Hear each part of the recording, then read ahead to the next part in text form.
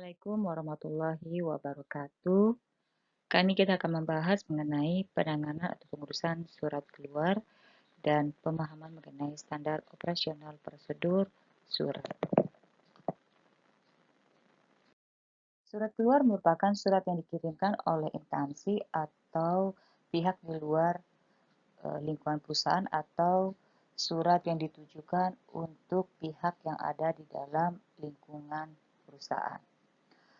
Adapun sebab timbulnya surat itu harus dikonsep atau dibuat pertama karena adanya surat masuk yang membutuhkan respon atau jawaban yang segera. Kedua, surat keluar yang dikonsep oleh pimpinan yang bertujuan untuk memberikan informasi atau kebijakan-kebijakan peraturan yang diperuntukkan untuk pihak yang ada di lingkungan perusahaan maupun pihak-pihak yang ada di luar lingkungan perusahaan. Berikut adalah prosedur atau penanganan surat keluar. Pertama, pengonsepan surat. Pengonsepan surat dapat dilakukan oleh pimpinan atau orang yang ditunjuk pimpinan. Orang yang ditunjuk pimpinan untuk mengonsep surat disebut konseptor. Setelah surat dikonsep, kemudian surat diketik dan diberi penomoran surat. Selanjutnya, surat diberikan kepada konseptor untuk diperiksa. Jika hasil ketikannya sudah benar, maka selanjutnya surat diberikan paraf oleh konseptor yang menandakan bahwa surat konsep dan pengetikan sudah disetujui.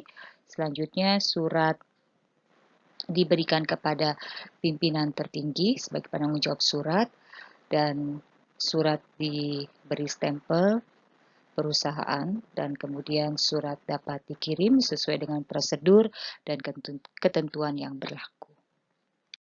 Standar operasional prosedur surat keluar, rahasia dan penting. Untuk surat rahasia atau penting akan dilakukan atau umumnya pengonsepan dilakukan oleh pimpinan langsung, kemudian konsep yang sudah dibuat oleh pimpinan akan diberikan kepada sekretaris untuk diketik dengan rapi. Setelah surat diketik, surat akan diberikan penomoran surat keluar. Selanjutnya surat yang sudah diberikan penomoran surat dan diketik rapi, kemudian surat dicetak dan hasil cetakannya atau softnya dapat dikirimkan kepada pimpinan untuk diperiksa.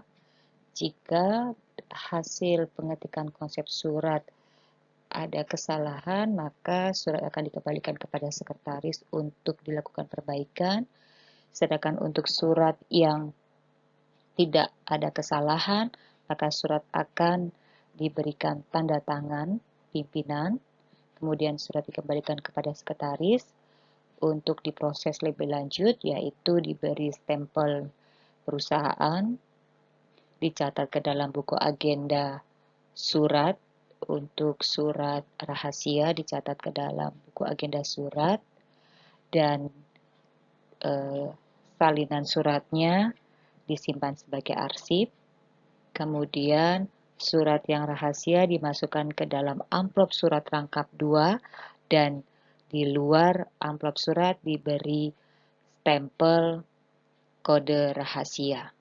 Sedangkan untuk surat penting, surat diberi stempel perusahaan dan dicatat pada kartu kendali. Kemudian surat dimasukkan ke dalam amplop dan diberi stempel konfidensial. Selanjutnya, surat yang sudah dimasukkan ke dalam amplop surat siap dikirim melalui kurir ataupun dapat juga dikirim melalui via email dengan memberi tanda pada surat dengan sifat surat rahasia maupun penting.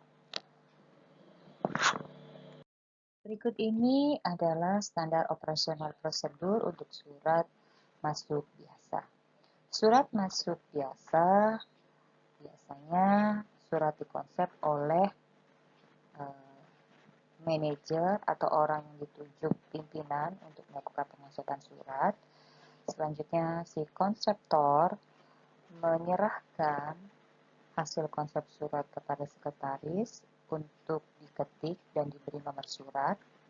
Kemudian, hasil ketikan dari konsep surat diserahkan kepada konseptor untuk diperiksa. Jika dalam hasil pemeriksaan terdapat kesalahan atau kekeliruan, maka surat akan dikembalikan kepada sekretaris untuk diketik atau dirapikan kembali. Jika surat tersebut pengetikannya disetujui, maka konseptor akan memberikan paraf di samping kanan nama pimpinan atau penanggung jawab surat. Selanjutnya, konsep surat yang sudah disetujui dikembalikan atau diserahkan kepada sekretaris. Kemudian sekretaris menyampaikan kepada pimpinan untuk meminta tanda tangan. Kemudian pimpinan menandatangani surat tersebut, surat yang sudah diberikan paraf oleh konseptor. Kemudian surat oleh sekretaris dicatat kepada buku agenda surat, namun sebelumnya surat difotokopi, di mana salinannya akan disimpan sebagai arsip. Kemudian surat dapat dikirim baik melalui via email maupun kurir.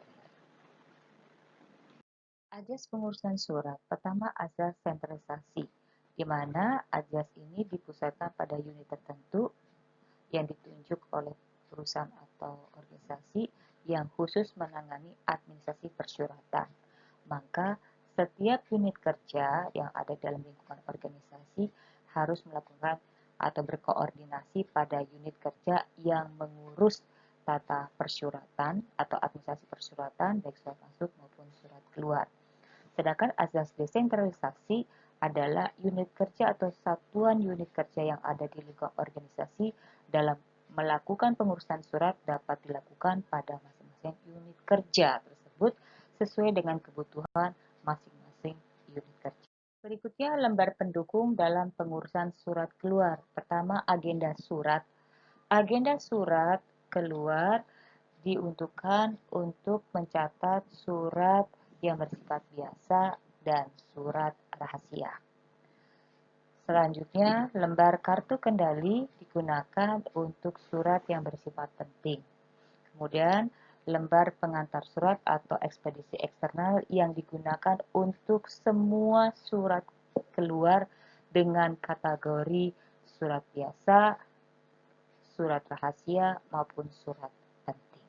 Hal ini sangat penting diperhatikan karena bukti pengiriman surat sudah sampai atau diterima oleh penerima surat adalah dengan adanya bukti pengantar surat dan lembar ekspedisi eksternal. Demikian paparan mengenai pengurusan surat keluar. Semoga bermanfaat. Akhir kata saya mengucapkan wassalamualaikum warahmatullahi wabarakatuh.